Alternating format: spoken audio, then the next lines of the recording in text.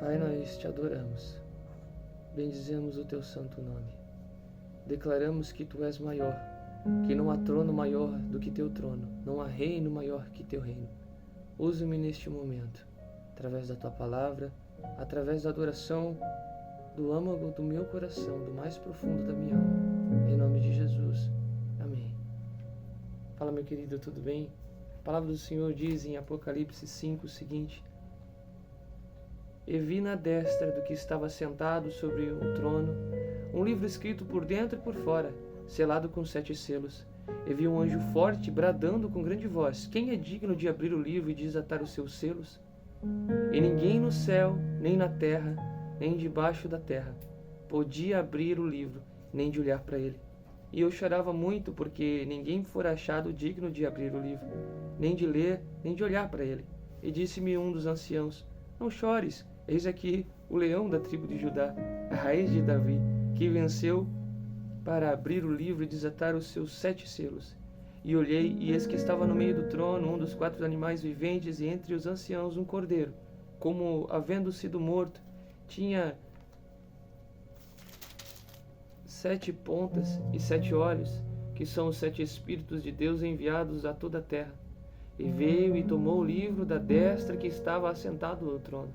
E havendo tomado o livro, os 4 animais e os 24 anciãos prostravam-se diante do cordeiro, tendo todos estes harpas e salvas de ouro cheias de incenso, que são as orações dos santos, e cantavam um novo cântico, dizendo: digno és de tomar o livro e de abrir os seus selos, porque foste morto, e com seu sangue compraste para Deus homens de toda tribo e língua e povo e nação.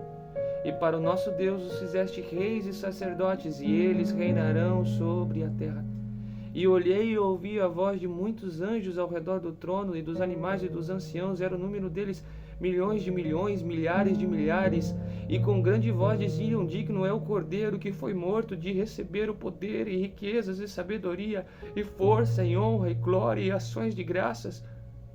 E ouvi toda a criatura que está no céu e na terra e debaixo da terra, e que está no mar, e a todas as coisas que neles há, dizer ao que está sentado sobre um trono e ao Cordeiro sejam dadas ações de graças, honra e glória e poder para todos sempre.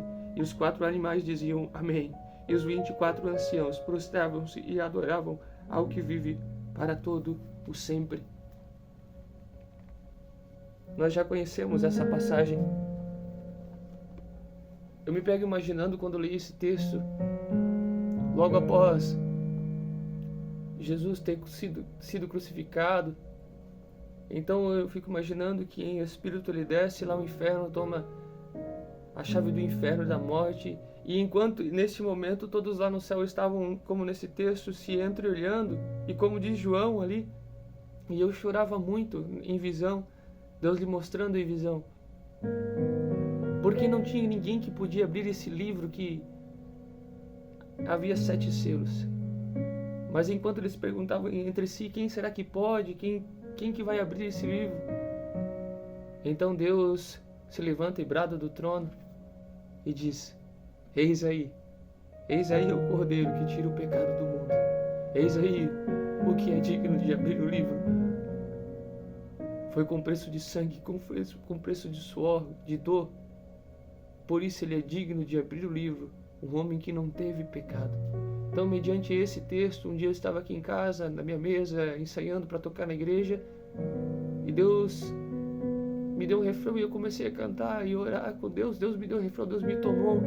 É um refrão talvez simples, mas Deus falou comigo nesse refrão, falando sobre Apocalipse 5.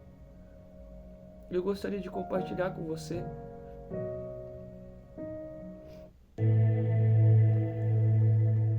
Então, quando eu dedilhava o meu violão, eu cantava assim para Deus: ao que está sentado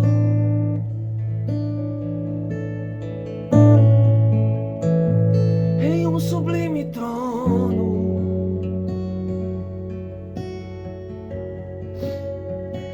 e as olas de seu manto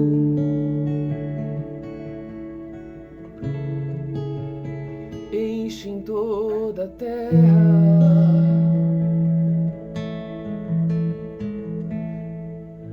Ao que está sentado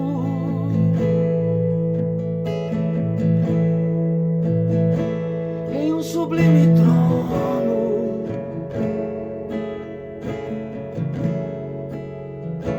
e as orlas de seu manto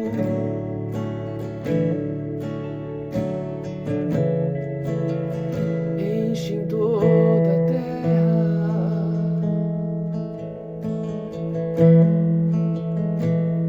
Em meio ao desespero,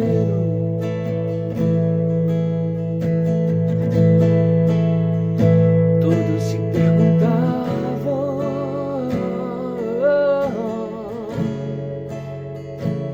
quem será que é digno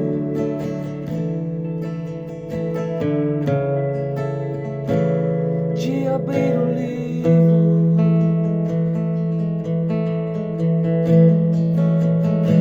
Não há ninguém no céu,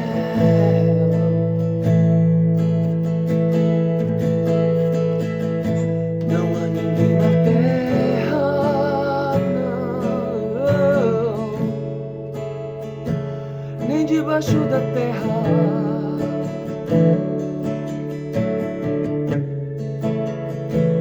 Nem de olhar pra ele.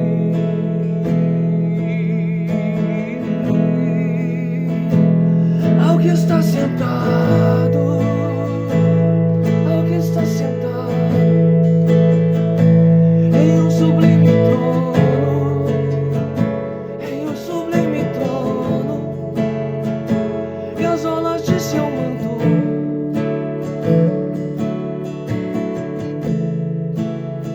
enchem toda a terra. E ele é digno, digno é o Cordeiro, sim, de abrir o livro, sim, e desatar seu selo. Digno é o Cordeiro.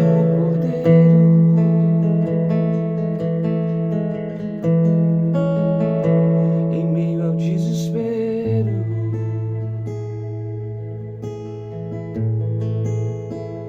todos se perguntavam: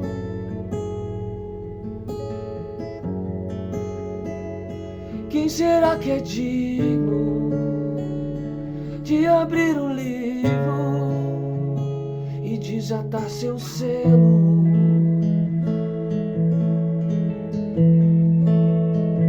Não há ninguém no céu,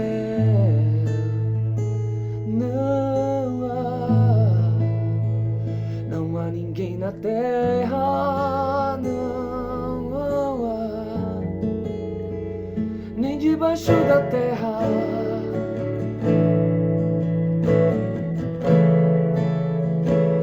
Nem de olhar pra ele.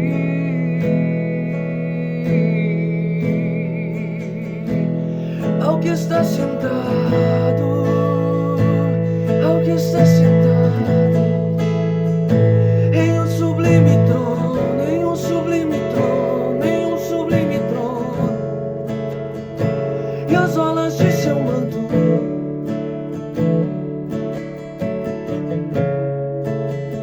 enchem toda a terra.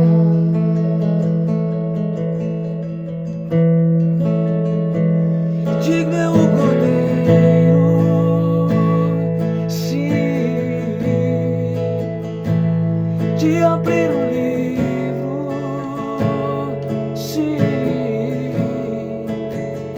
e desatar seu selo. Digno é o Cordeiro. Somente tu és digno, Senhor, de abrir o livro e desatar seus selos. Ansiosos esperamos a sua volta, Senhor.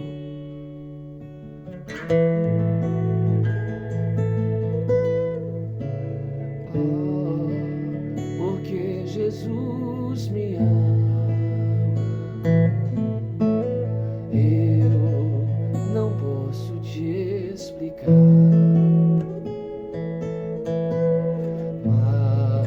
deseja te, também te chama, pois deseja te salvar.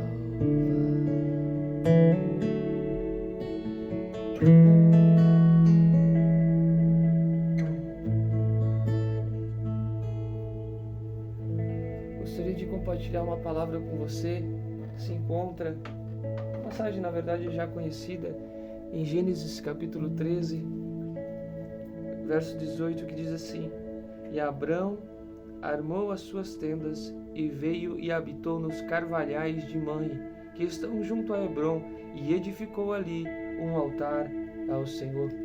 Todos vocês já conhecem a Abrão, aqui ainda chamado Abrão.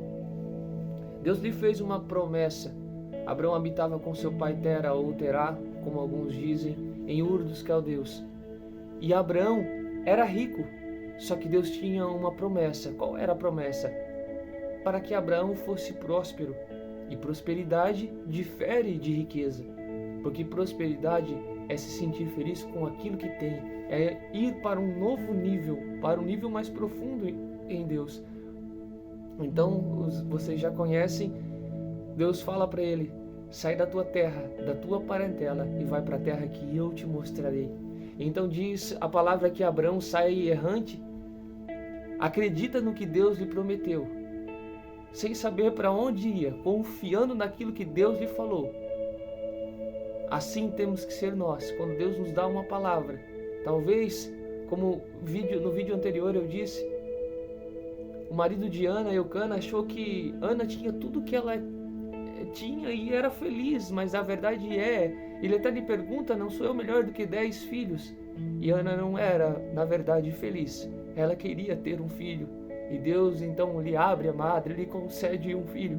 Então Abraão confia na palavra do Senhor e vai por uma terra errante. Mas gostaria de me estender e chegar aqui até o capítulo 13 já.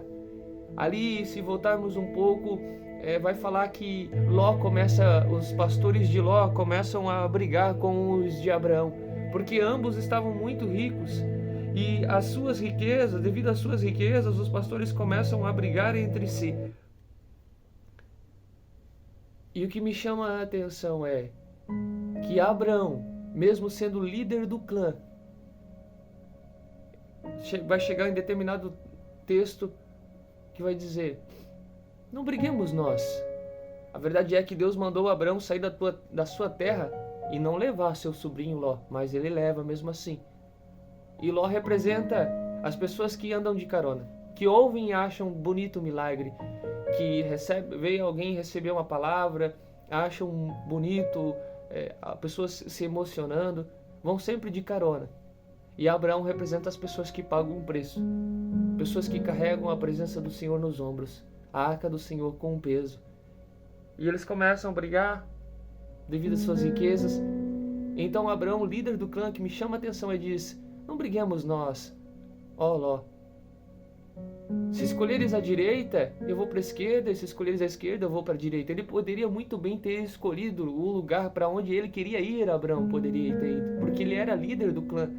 Mas olha a maturidade espiritual de Abraão, porque ele sabia que o que ele carregava dentro do seu coração era uma promessa. E aquele que carrega uma promessa, ele não se importa, ele não vai dizer: é porque eu estou numa igreja grande que vou ser abençoado, é porque eu tenho fama porque vou ser abençoado. Não. Para onde você ir, Deus vai com você e vai fazer cumprir a promessa. Assim como José. Os irmãos dele acharam que tinha matado, jogaram ele numa cova para ser vendido. A verdade é que José era como uma semente, naquela cova ele foi plantado. E logo depois ele foi enterrado e ninguém mais o via. Na prisão, em tantos outros lugares, foi o aprendizado dele, porque a promessa passa pelo teste do tempo. Então diz a palavra que Ló vai para o lado leste, a futura Sodoma e Gomorra, que os campos eram verdes e viçosos. Ló, por não ter uma vida com Deus, vai pelo que lhe atrai à vista. Era tão bonito, mas lá era a futura Sodoma e Gomorra. E diz a palavra que Ló foi humilhado para o resto da sua vida. E logo mais nós vamos chegar no texto que nós acabamos de ler. E Abrão habitou nos carvalhais, em Hebrom, nos carvalhais de Manre, A palavra Hebron significa confederação, aliança. Hebron é considerada a segunda maior cidade mais consagrada, né? Logo após Jerusalém. Localizada a cerca de, alguns dizem 35, outros 43 quilômetros ao sudeste de Jerusalém. E 3,2 quilômetros aproximadamente fica os Carvalhais de Manre. Aí você se pega comigo pensando, Abraão era tão íntimo de Deus, tinha uma promessa e Deus lhe manda ele para um vale, apesar de ser no alto, a cerca de 1.000 metros aproximadamente, acima do nível do mar. Era um vale, Hebron. E às vezes você pensa que você tem uma promessa, pensa que Deus vai te levar para o sucesso, para a fama. Não. Todos os que foram usados por Deus primeiro têm que passar pelo vale. Toda promessa passa pelo teste do tempo. E diz a palavra que Abraão ficou muito tempo ali nos Carvalhais de Manre, por longos anos da sua vida. E uma coisa que me chama a atenção é, se você estudar sobre os carvalhos, um carvalho em sua fase adulta é necessário 20 homens para o abraçar.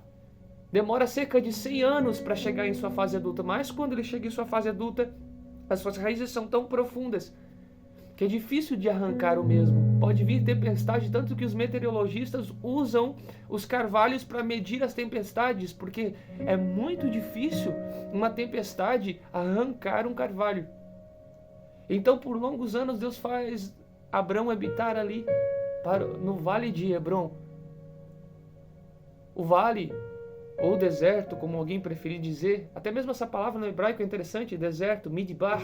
Midbar significa um lugar parcialmente desértico, onde os pastores de ovelhas levavam as suas ovelhas e tinham ali muito tempo para mexer com ovelha por ovelha, curar ferida por ferida, untar as suas ovelhas com óleo.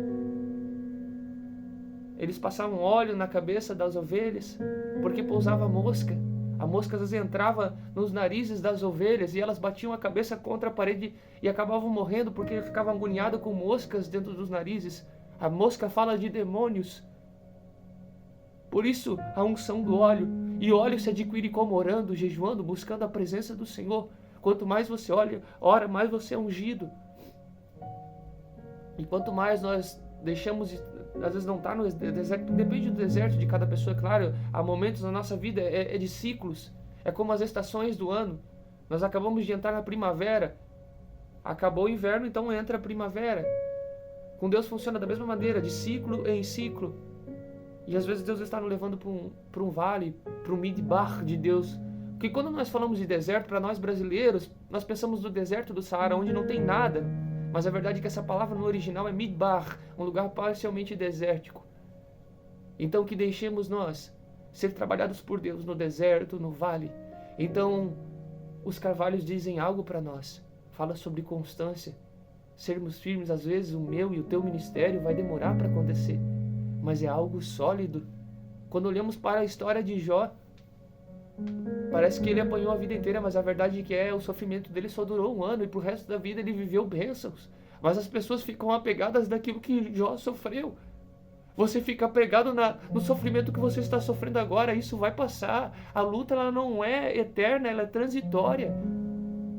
Mas que nós possamos passar pelo teste do tempo.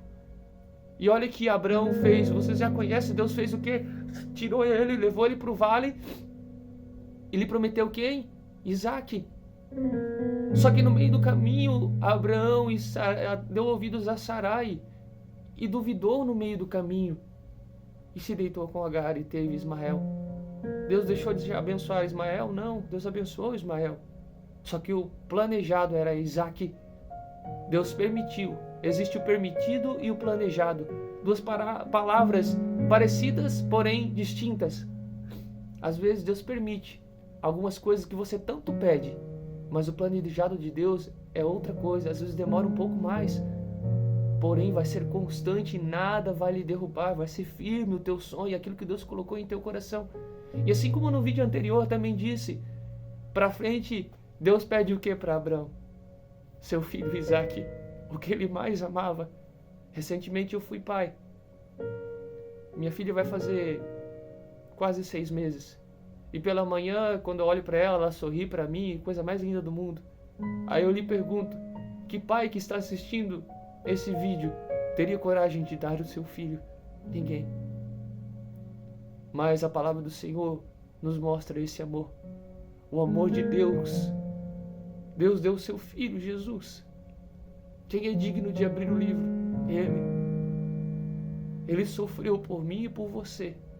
Todas as calúnias o chamaram de endemoniado, de tantas coisas. Às vezes você tem um ministério forte e as pessoas vão fazer isso com você.